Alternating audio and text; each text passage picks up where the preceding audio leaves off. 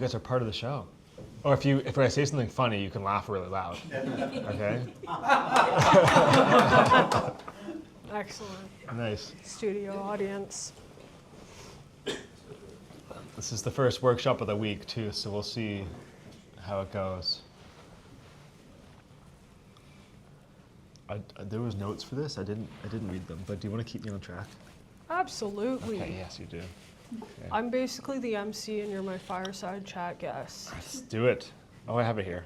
But I'm also going to contribute my thoughts and opinions on occasion. Perfect. This is the dream team. Dream team. Okay. Ooh. I think we're ready to go. Ready to go live? Am I the host or are you hosting? Who's I'm introducing? hosting. You're hosting. Oh, well, let's go. Okay, 3, 2, 1. Hello and welcome to Frontier Mastery, mastering the competition for the Colosseum Hackathon with Superteam Canada.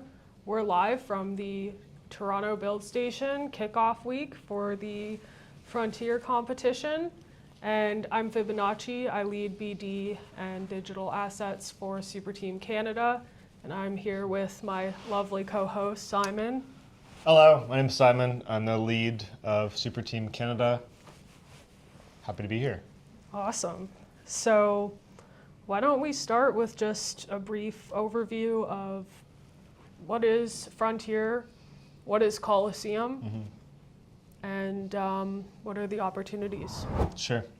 So Colosseum is a global startup competition that has 2 cohorts per year. So every 6 months, they begin a competition where anybody in the world can sign up and compete for prizes or access to capital in their accelerator. So this particular time around, there is $2.5 million in capital waiting to be deployed to the top 10 teams that win this competition, as well as an additional $250,000 in prizes, plus local sidetracks, $10,000 for any Canadian, and a whole bunch of other partners also put up a lot of funds available. So it is not necessarily a hackathon. We're not looking for a small weekend project. They, Colosseum, are looking for a founder with a real idea, a startup company that is looking for a potential $250,000 investment round. So think kind of like Shark Tank, what you see on TV. You're going to have to make a very quick, solid pitch on a very big idea and sell yourself to the Colosseum judges to win this competition. It's a very broad overview, lots I can go into there, but I think we're going to get into it over the next 20 minutes or so. Yeah, you covered Nice. a lot of the talking points. Yes. Excellent work. Nice summary. Let's get into it. So in terms of the submission, what does it take? What do teams need to do at the bare minimum to compete or submit to Colosseum? Sure. So you do have an entire month, basically, to create these deliverables at the very end. Your final deliverables on May 11th by midnight Pacific, or 3 a.m. here. We're usually here till 3 a.m. Some people are still working on their deliverables then. Your final deliverables are a 3-minute pitch video. It's recorded, so you can record it as many times as you want. You'll have basically 10 to 15 slides as you're walking through them. You're pitching your idea and yourself as a person to found this company. There will also be a second deliverable, which is a 3-minute technical video, just walking through, you've provably built some of the platform to show this is technically possible, and then a link to your GitHub. That is all you get to submit after a month of working, is a 3-minute pitch video, a 3-minute technical video, and a link to your GitHub. And these judges will be reviewing over 4,000 of these submissions over the course of a few weeks.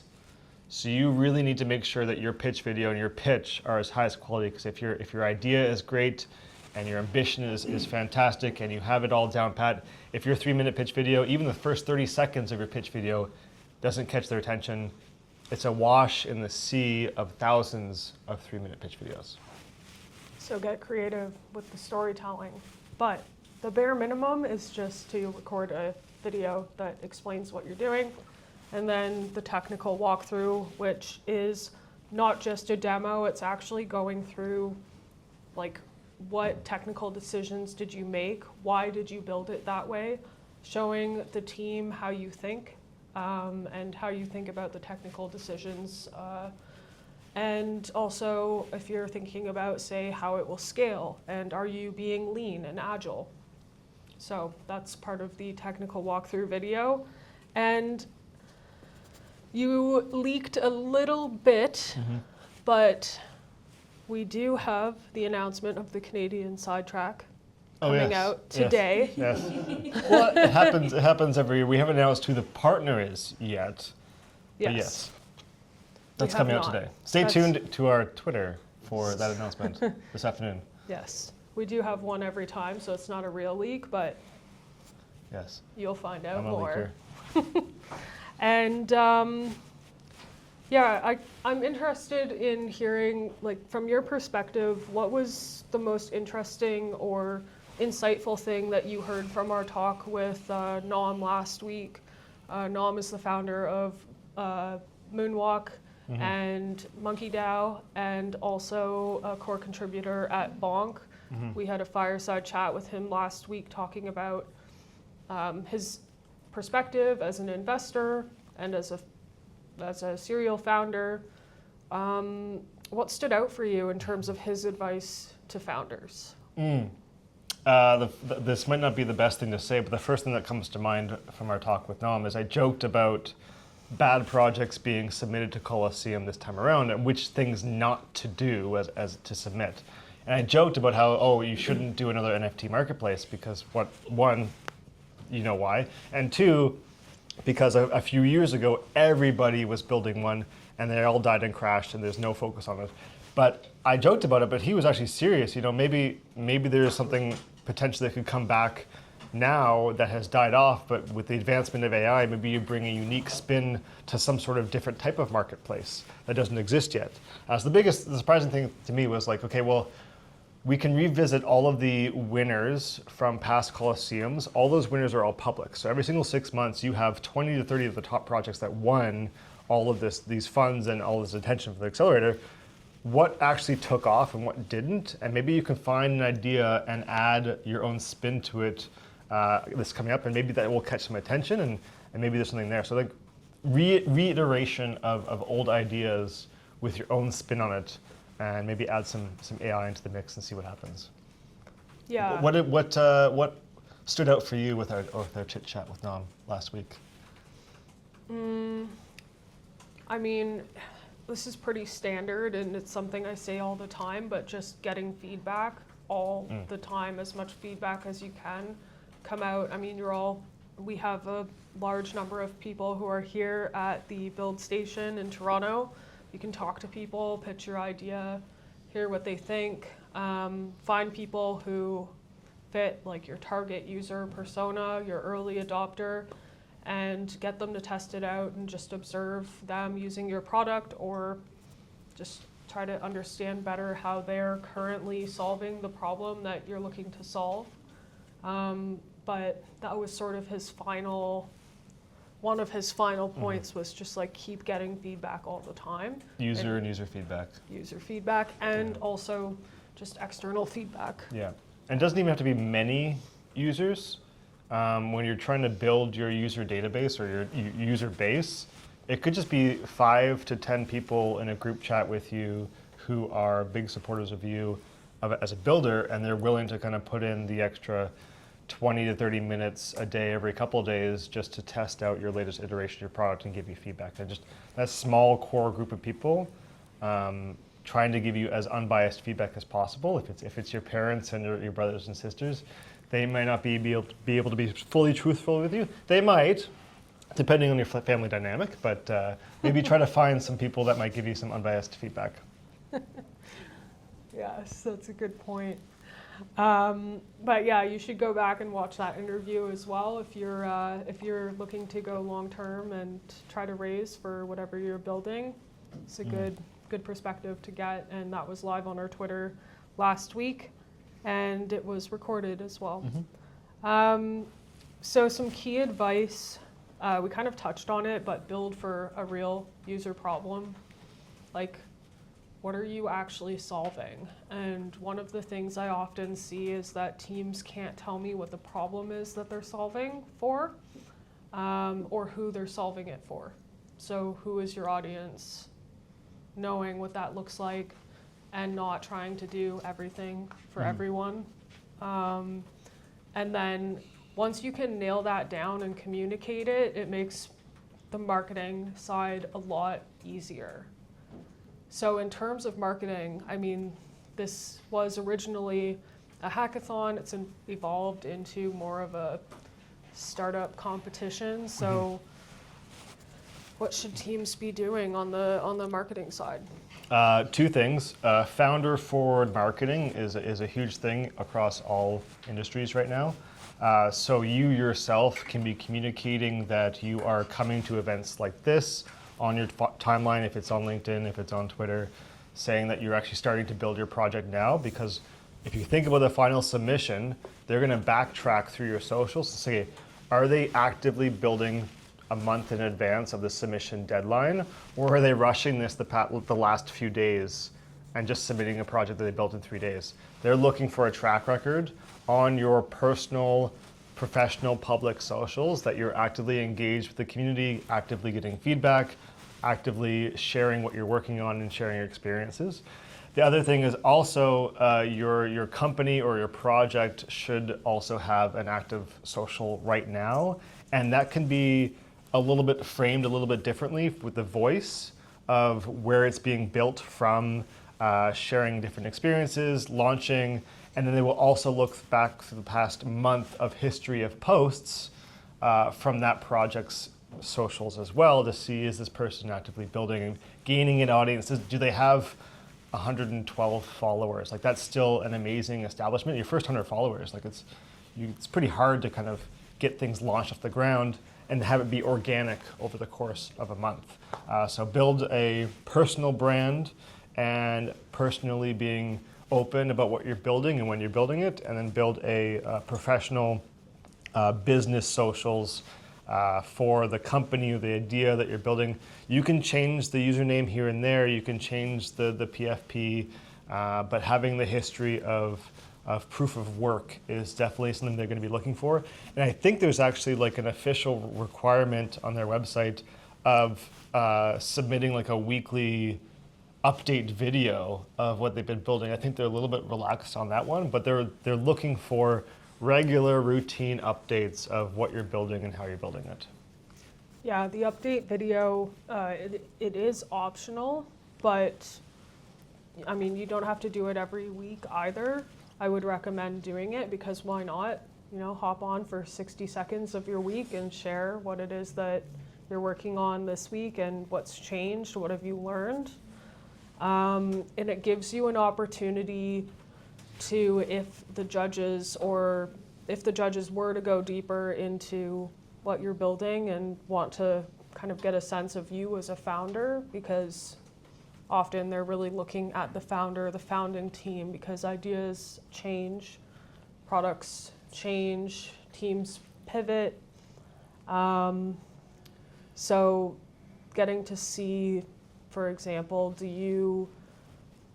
you come forth with a scientific mindset? Are you being experimental in your approach and not assuming you know everything about the area you're building in?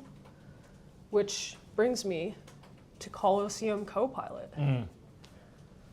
I told Lenny about it today, actually. Oh yeah? Just a quick question. Where are the videos to be posted? The weekly ones?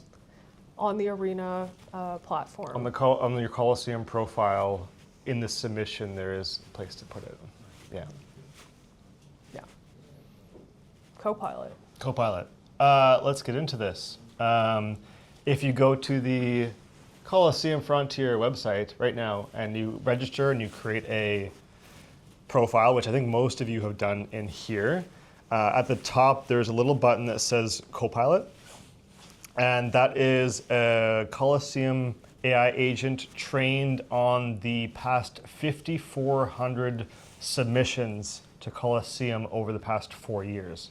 So it knows, it's basically like a database of all the past submissions of Colosseum, what ideas have been submitted, which projects made it how far, which ones actually won, and it can give you feedback on your idea if you have something. If it's been submitted 50 times before and has lost every single time, it's probably an idea that you don't really want to move forward with unless you iterate on it in some special way.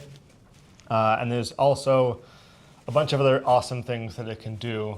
You should definitely check it out. That'll be like your co-pilot, your AI agent co-pilot for Colosseum. To check it out. Did you end up checking it out this morning? I just started and then lunch came in. Yeah. I got distracted. That happens. Yeah, but check it out, download it. It can be as much of a friend to you as we can in giving you feedback and knowledge about the history of this startup competition. Is that good? Yeah, I think that covers it. That covers it. Yeah. One of the things that I found interesting that I read on Twitter, Joseph from Superteam Balkans posted a thread with his recommendations after participating in hackathons. Multiple times. Yeah. And winning twice. Doing quite well, Yeah. winning twice, and then supporting multiple other teams to win. Yeah. He took much more of the investor perspective. Like, I often suggest you want to stand out because there's thousands of submissions. How do you stand out, get creative, and stick in the judge's mind and really quickly hook someone in? And he brought forth more of like the fundraising perspective, which was don't give the judges a reason to say no. So looking for ways to quell their doubts, which is a slightly complementary and yet opposite perspective. What did you think of that? I thank you for bringing it up because that was actually probably one of the best ways for me to share with you something to look up right now. His name is Joseph. I forget his actual username, but I retweeted it about 2 weeks ago if you scroll down the feed. It's in our startup resources library. Which we can get to at where? Where do we find the startup resources library? The Superteam Notion. Notion.superteam.site. Superteamca.site. Yes. It's also available in our founders Telegram group, which you should all be in as well. It's pinned in there. She makes some excellent summaries of the resources available. But in there is Joseph's full experience, and probably the most valuable part of that thread is don't give them a reason to say no. And he lists out like 15 immediate red flags that they look for that are automatic no's. So you can do everything else right, but if you do any of these 15 things, it's automatic no's. And it's very simple, clear stuff. But if it's your first time submitting to the Colosseum, check out these red flags. It even adds like a little bit of some yellow flags as well of like questionable things that you should really only do if you really know what you're doing. So check that out on our resources page on Notion. Yeah. Yes. Yeah, it's a really good resource. And then one of our members, Dave, also posted a thread with advice that I need to add to the resources, but it's great to look at different perspectives because at the end of the day, there are some common sort of themes as to what you should and should not do. And all of the judges also have their own individual perception and opinion. So getting to hear all of those different perspectives is good. In terms of, I would say, okay, so how about the best pitches you've seen from past projects? What were your favorites? Okay, I'm gonna cherry pick one but that I have to just pick. in no particular order, just a few that you've seen that you have found that might be good examples for people looking to figure out how to shape their pitch. Sure. First thing of note, I just shared in the founders chat a few days ago a YouTube video that's about 45 minutes long, and that is all 10 pitches from the 10 winners of last year who got into the Colosseum Accelerator. So you can see the top 10 winning pitches, how they framed it, how long did they spend on it, was it fanciful, was it simple, all that kind of stuff. So I highly recommend, because you can see exactly what they're looking for. So out of 3,000 plus submissions. This is the top 10 as decided by them. Go watch that YouTube video posted in the founders chat a few days ago. One other video that stands out to me recently from last year, from last spring of the Colosseum, was our very own local guy from Toronto that ended up winning the grand championship of Colosseum last year. So he got the 50K US prize, he got into the accelerator, he got the $250,000 check, everything goes to him, and you can check out his 3-minute pitch video.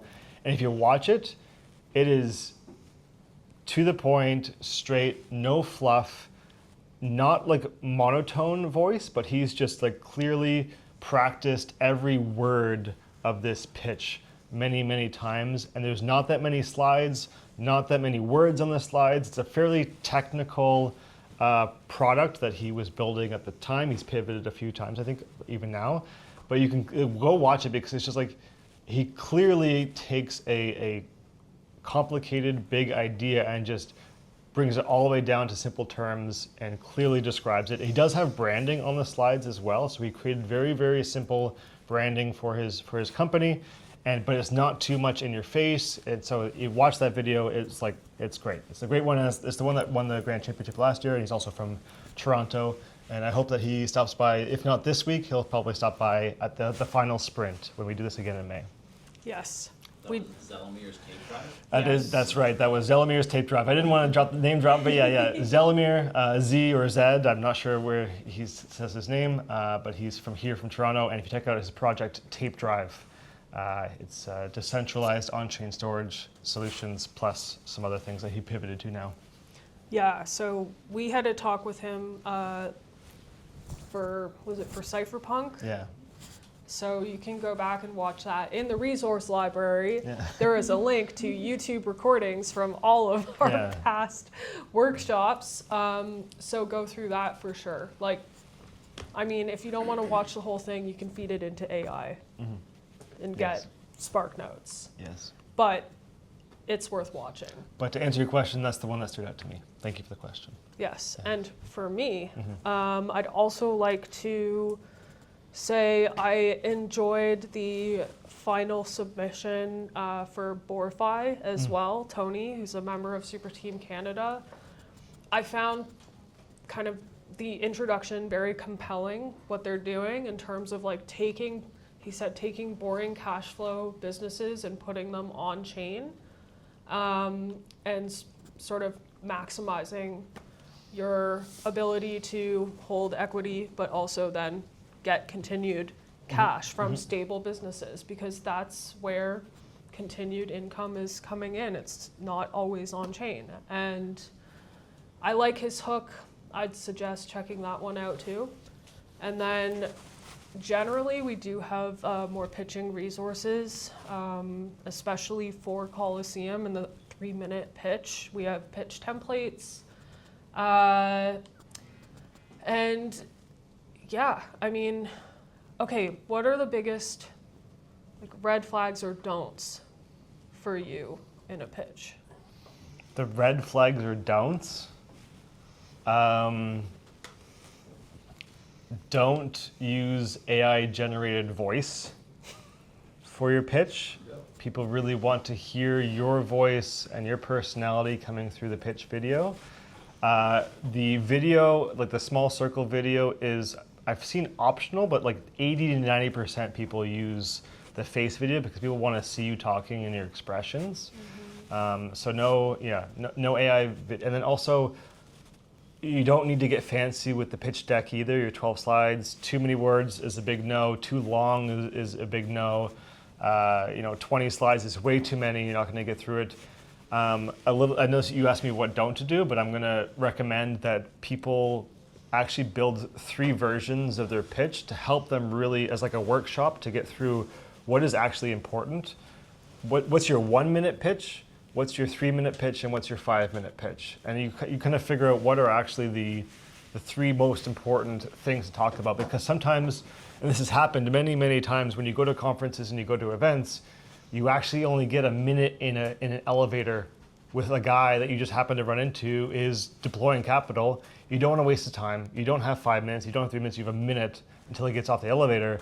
How do you communicate your idea clearly to a person who has no idea who you are or no context, doesn't know your socials, doesn't know your background? So like going through the workshop of that, I think is a really good idea. And then also going over time is a big no. Don't go over 3 minutes. Don't use 1.75x speed to make it fit into the 3 minutes. People will be able to tell like it's really weird. I think you can actually speed up a little bit. We've had quite a few 1.25x speeds just to kind of fit it in. But you know, it depends on your own cadence of your own words. Like, does the actual pitch communication come across well if it is still sped up? And if you're not sure, ask someone for feedback. Yes. Yeah. Yes. We'll be doing a lot of pitch feedback because we're so focused on the pitch because you had those 3 minutes and that's it. If you take half an hour of someone's time to explain your idea, that's not going to cut it in the pitch video. Even if they understand after 30 minutes, they think you're the most amazing founder and this is an amazing idea, you don't have 30 minutes with the Colosseum judges, you have 3. So really we'll work pretty hard with you on what is your pitch and refining that over and over, get feedback from someone, find somebody here, be like, hey, I have a 1 minute pitch and I have a 3 minute pitch, can I walk them both through with you right now?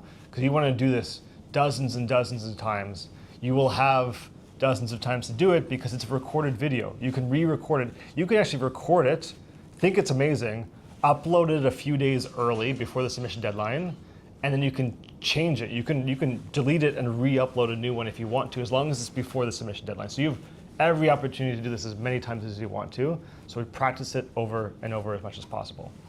Yeah. And if you're not familiar with the value proposition statement is a really great way to get that 60-second pitch right. So, you know, what problem are you solving, for who, why, and the rest. So Google value proposition. We also have some resources about that, and there's a value proposition canvas you can use to sort of dig into like, what am I actually solving and how is this helping people or alleviating a pain for a certain type of person?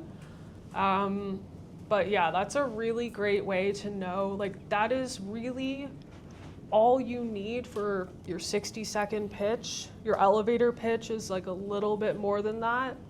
And then your longer versions will have more detail, but ultimately, that's important. And one other thing that I think we should reiterate is they're looking for a team, they're looking at the team, they're looking at your profile. So fill out your profile on the arena. Make sure that your teammates are joining and filling out their profiles. You know, put in as much as you're willing to with your LinkedIn, show off your talent and your knowledge. And if you maybe don't have as much that you feel like you can put there, just talk about why you're the right person to solve the problem. Maybe you're facing it yourself. Maybe you've been working on it for a while, you're passionate. Put it in your bio. What else? There's one more topic I want to get into. Are we at the end of your official agenda, or can I get into another topic? Can I get into another topic? What do you mean? How far off the topic are we going? going? I don't know. If I don't want to jump ahead, if we're going to be talking about it anyways, which is the relationship. Like, what is Superteam and how does it relate to Colosseum? Sure. Sure. You know what? Go yeah. for So what it. do you? Yeah. I guess if you guys are new here, what the heck is Superteam doing? Supporting builders for this Colosseum Global Startup Competition, and how does that relationship work? So right now there's 26 super teams around the world, all based in specific countries. Superteam UK, Superteam Japan, Superteam Germany, and of course Superteam Canada. And we are all tasked with supporting founders in the ecosystem and then kind of funneling as much as we can the top talent towards the Colosseum. And we all want our country to perform the best out of all 26. We want to get as many winners from Canada as possible to beat out friendly competition from Germany, from the UK. And so we're directly focused on helping as many Canadians as possible win the Colosseum startup competition. That's kind of how this works with the kind of the global stage. So our incentive is to help you win, which is why we're kind of giving you as much information as possible to kind of like Superteam as a cheat code is kind of the motto of like, this is how we help you. And Colosseum also keeps a very close eye on what all of the super teams doing to help support the founders in their country. So, for example, if a Colosseum judge saw your project, was interested, went to your arena profile, saw your 5 connected like Instagram, GitHub, LinkedIn, and X account connected to your arena profile, they might click your X account and say, okay, who is this person? And they see, oh, this person's been going to every single super team event, every single workshop, been posting about it, been engaged with the community.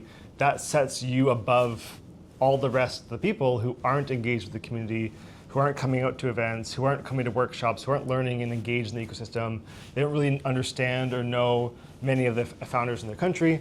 If you're able to kind of prove that you have a long history of like social engagement, that kind of helps you be pushed above, and it helps. I mean, that's what all the other super teams are doing as well. They're all hosting similar style events, build stations, kickoff events, workshops with all the founders in their ecosystem as well.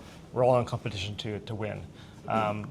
In the past, we've been performing pretty well as a country. We did get the Grand Championship once last year. The most recent fall one of 2025, I think we got 2 winners and 1 honorable mention. But when there's only 25 or 30 winners globally, that's pretty good to be in the top percentage of some of the super teams. So we're hoping to replicate that again and get as many super team Canadians to win the competition. Question. Yes. How does Colosseum relate to the foundation? So the history is that I believe Colosseum used to be within the Solana Foundation. Okay. And then I think 4 or so years ago, it became an offshoot organization, kind of like Superteam became like an offshoot of the Solana Foundation. Yes. And then in terms of Superteam and Superteam Canada, we have support for all hackathon teams, but we also have a special program for the most promising teams competing in the hackathon or the Frontier competition. And so Spark North the applications are open. You can apply to get a dedicated mentor, AWS credits, other credits from some of our members, and other ecosystem teams, which are to be announced very soon. And that is a great way to really level up what you're doing. So if you go to the superteam.ca website, there's a Spark North button, and you can apply there. It's okay if your idea isn't fully firmed up. Just put more effort into the who are you and why are you passionate about this, what's your experience, part of the application. And yeah, we're excited to support all of the Canadian teams as always. Yeah. There's Spark North is a very good accelerator that only we are organizing within Canada. It's not part of the other super team networks, and it is like a pre-accelerator program to get you into the Colosseum accelerator. We kind of just try to help funnel as many of the high potential people through the program. There's also a bunch of other funds that are available if you're interested in applying for them. I believe they just released like a $200 AI fund. You can just apply for $200 USD to get credits for any AI subscriptions. So On Superteam Earn. On earn.superteam.fun, I think is the Yeah. website. You can also see that on our superteam.ca website. But there's also the $10,000 grants that we do distribute. If you meet those requirements, you can apply for that as well on our website, up to $10,000 US. This is kind of besides. This happens ongoing all the time. It's not part of Colosseum. It's not part of any activations. It's like if you have an idea that requires funding and it kind of meets all of our requirements for the grant, you are able to apply for that. Awesome. Yes. All right. Do you have any last words before we open it up to the AMA section of this call? Doing it, AMA. Okay, last words. We very excited to be working here. We do a lot of things across the country as well. So we do operate in Montreal and Vancouver weekly. We do activations in Calgary and Edmonton and in Halifax and Ottawa as well. We try to get all the Canadians involved in what we're doing, not just Toronto. Obviously, Toronto is a huge hub for us. We do a lot of the bigger stuff here.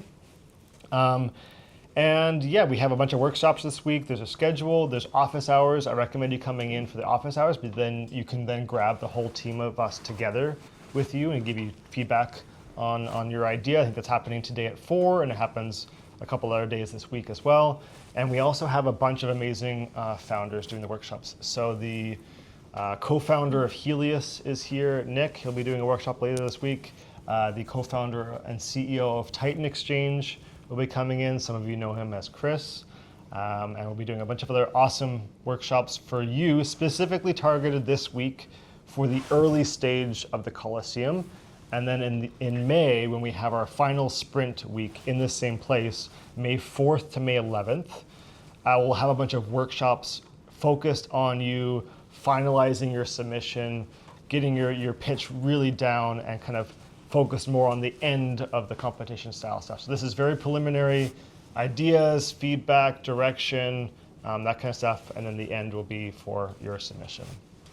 Yeah. Yes. Absolutely. And final note before AMA is there are some very excellent, other than Spark North, Frontier Colosseum themselves have sponsored resources on their website. So definitely check that out. Lots of great opportunities for builders there and on Superteam Earn. Cool. Questions? Questions, comments, feedback. Got 2 already. You, sir. For GitHub is one of the requirements for submission, right? Like, what's the relationship with open source? Like, to include that kind of point tag, I don't think it's a requirement. Did you want to take this? Yes, I can Yes. take this. Okay, cool. It is a requirement to provide your GitHub link. However, if you are concerned about not opening your code to everybody, you can provide a password to the Colosseum team so that they can review. However, they're likely not going to dive very deeply into your code unless your pitch and your technical walkthrough has caught their enough judges' attention. So I wouldn't worry too much about that. You can also change or revoke the password after. So it is open source based project. It doesn't have to be open source. Sharing the code, or they are taking that. They need to see that you actually built it, right? That they can't base your winning off of a 3-minute pitch video, a 3-minute technical video. They need to be able to. You need to be able to prove that you actually built what you're saying you built. You can do it in a private way. Yeah. Yeah. But they need to be able to see it. And we get this question every time. I believe then it only goes to like a few of the Colosseum core team as opposed to like all of the judges. So it's not like not everyone can see you send the password privately to the Colosseum team. If you wanted to provide smart contracts or a website, is that optional or no? That can be on your GitHub profile, and they can click through if they want to. Yeah.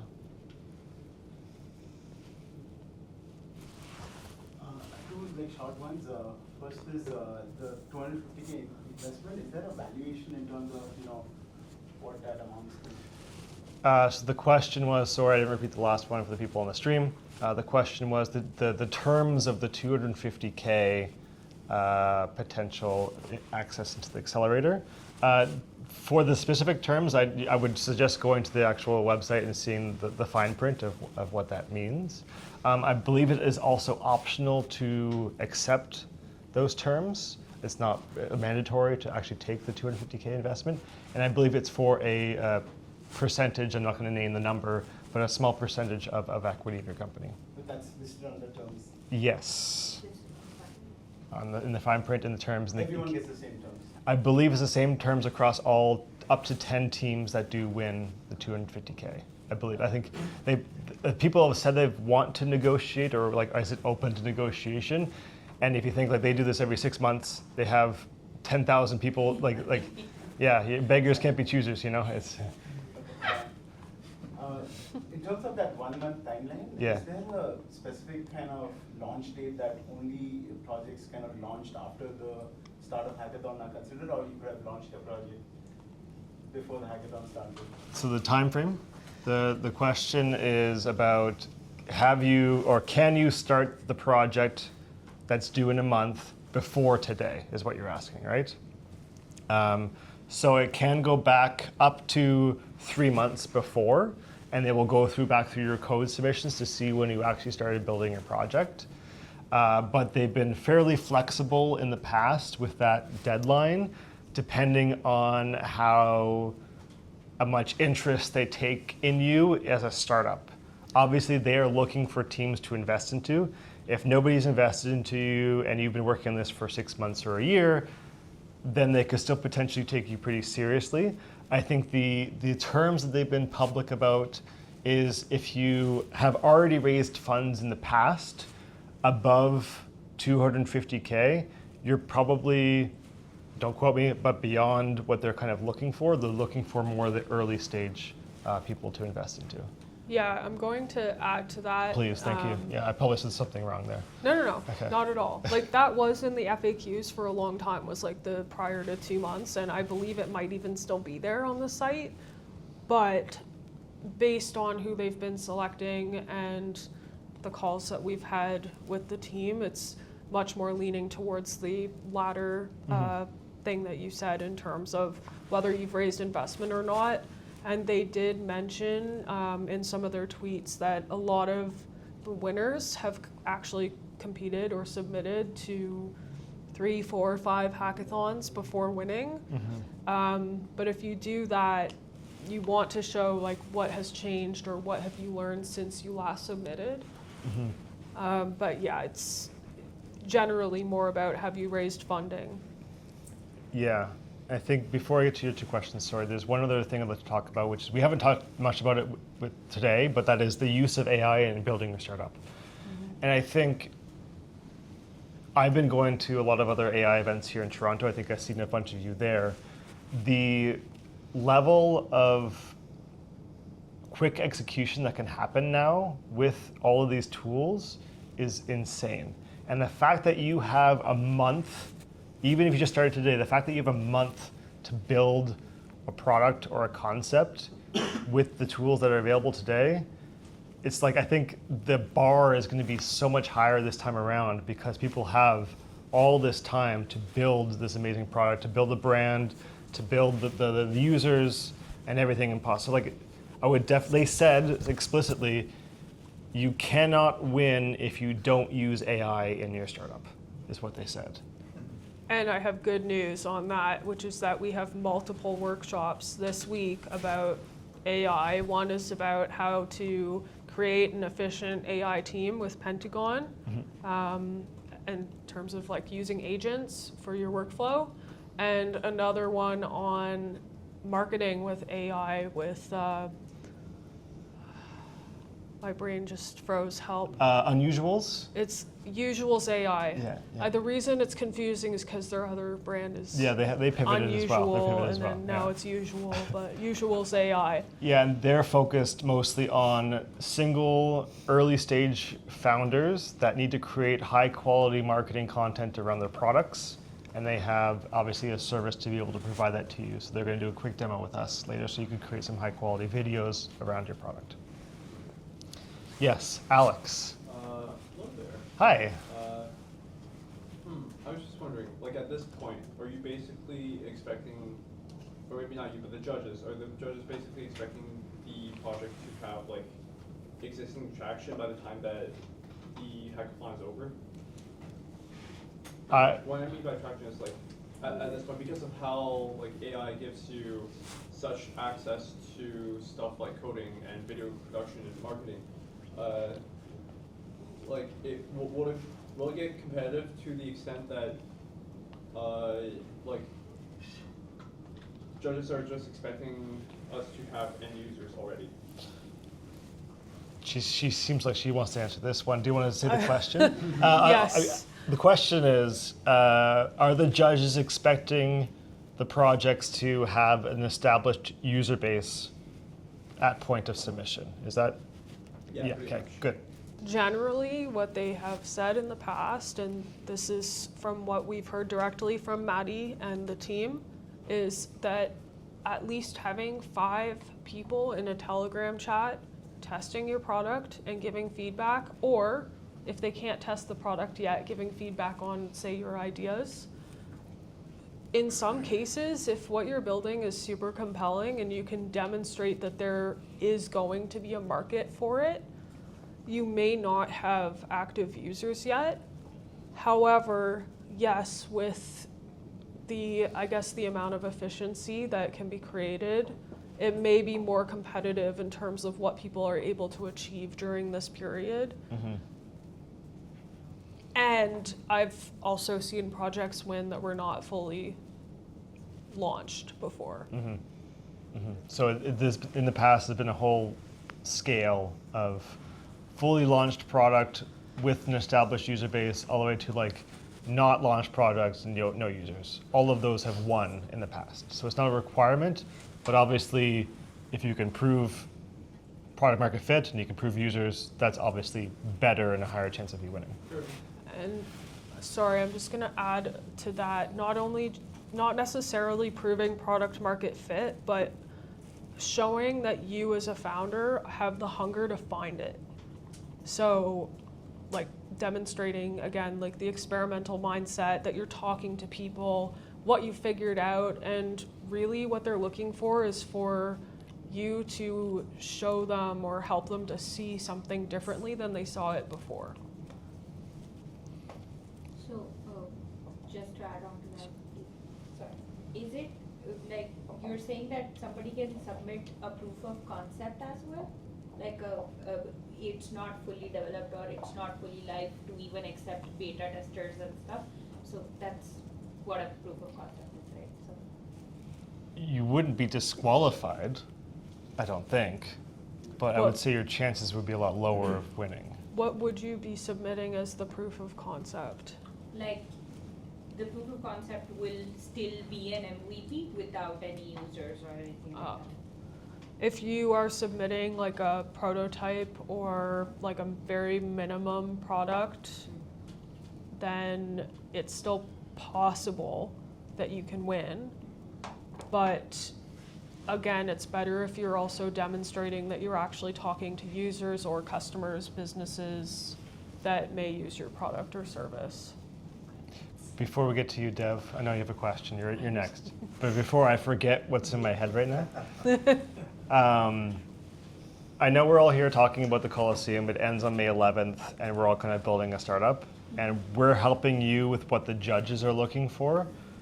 But we're also looking for founders that will continue to strive beyond the Colosseum. Mm-hmm. And the Colosseum to them is just one of a few other things they have on their plate as like almost like their go-to-market strategy is like, okay, there's a bunch of resources and available help if I go on this Colosseum track for the next month, but I'm also looking at this other thing going on. I'm also talking to VCs already about my project. I'm already doing research on that. And so we look for founders that even when the Colosseum is over, we'll still be able to help them in 3 months, 4 months, 6 months, because there's always next Colosseum in 6 months from now, in October. And if you're still like a little bit early, or maybe you didn't quite hit what the judges of Colosseum are looking for, there's many other ways to go as a founder to raise capital. And that's part of our priority as well, is to help as many Canadians raise capital for their startup. Okay, Dev. Okay, yes. I'm going to let you ask your question, and then I have something on that I forgot to mention. Okay, as well. Dev, let's go. So basically, you said that judges are looking for like every team member. So they decide based on like every team member posting on the social media platform, basing the like judge, like they're gonna judge based on that, or like a single person can post on social media and make submission video every week about their progress?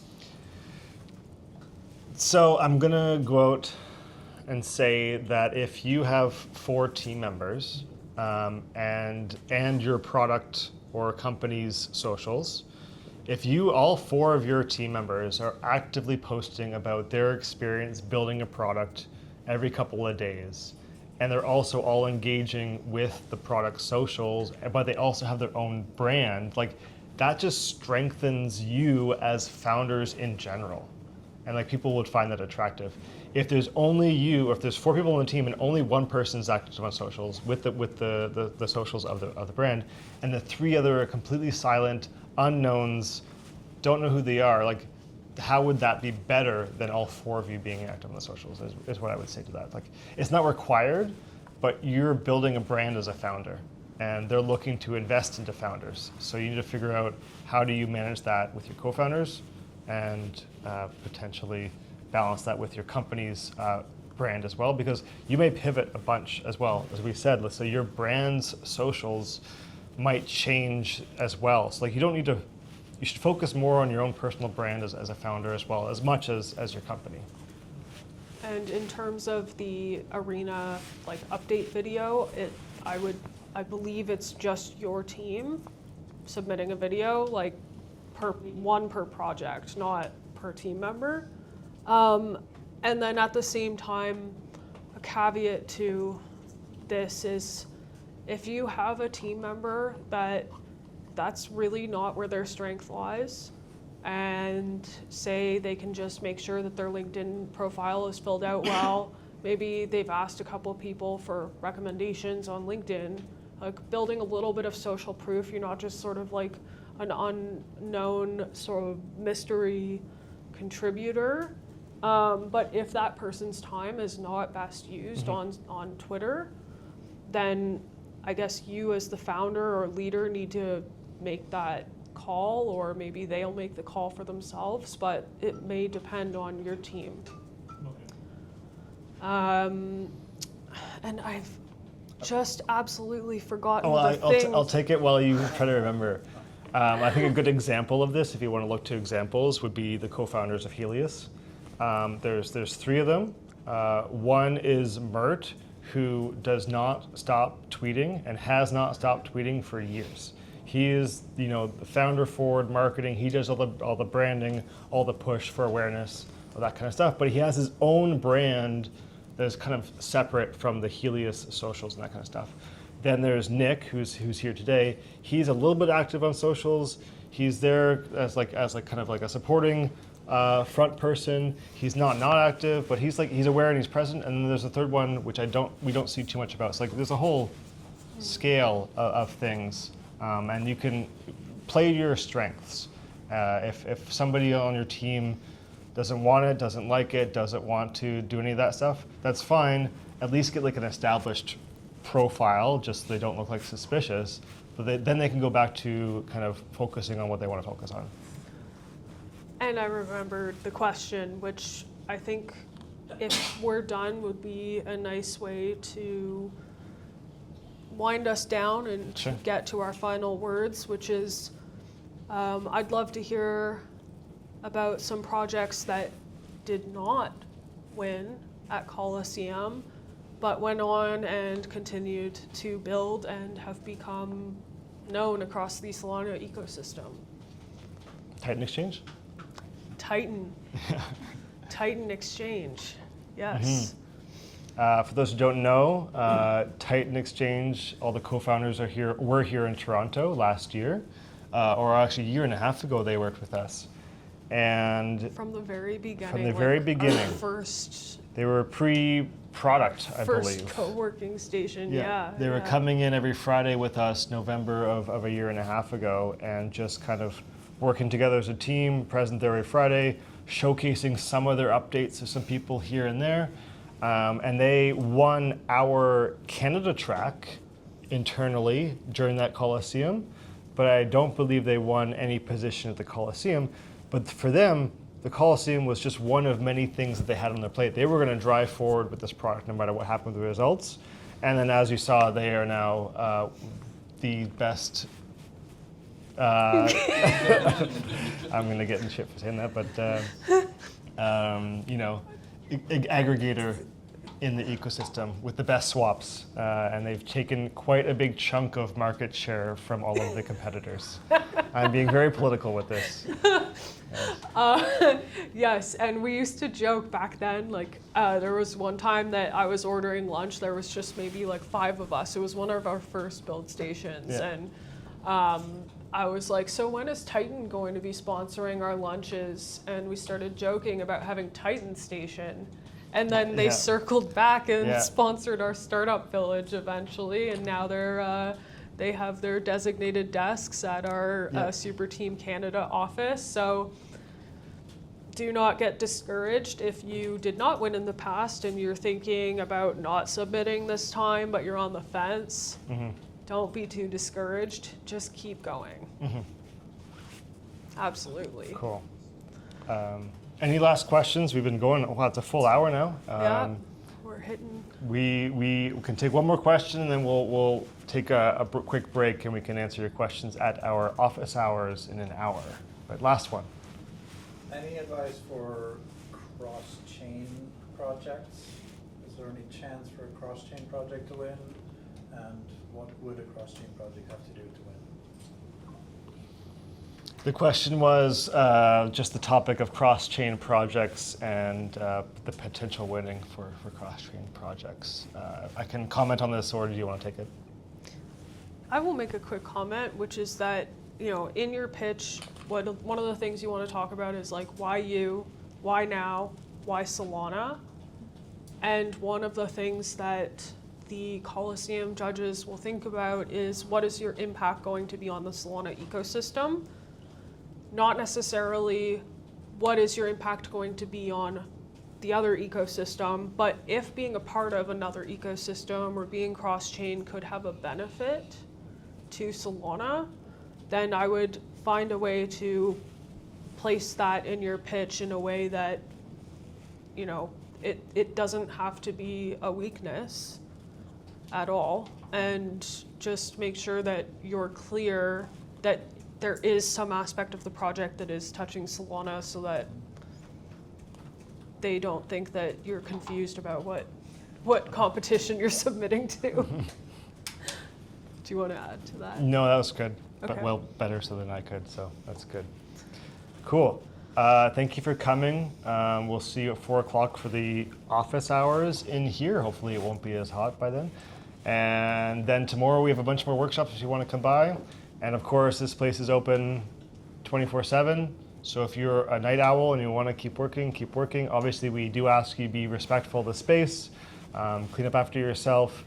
The elevators to go down do have a security after 6 p.m. So there's a white key card at the front desk that you can take to go down and come back up with the elevators at 6 p.m. tonight. So just be careful with that. If you do get locked down there, you're in the build station chat, just message somebody and we'll come down and get you. Are you here? And Me personally, I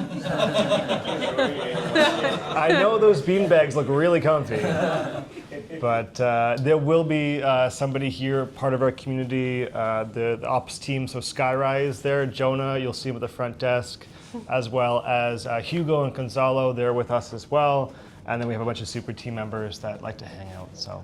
And I think we're still live, so before we go into too many IRL ops, Yeah. let's just say Yes. thank you for coming out, Yes. for joining us, and please do sign up for the Frontier Colosseum Hackathon. And if you're interested in additional support, check out superteam.ca, as well as our Luma, luma.com/superteamca That's right, yeah.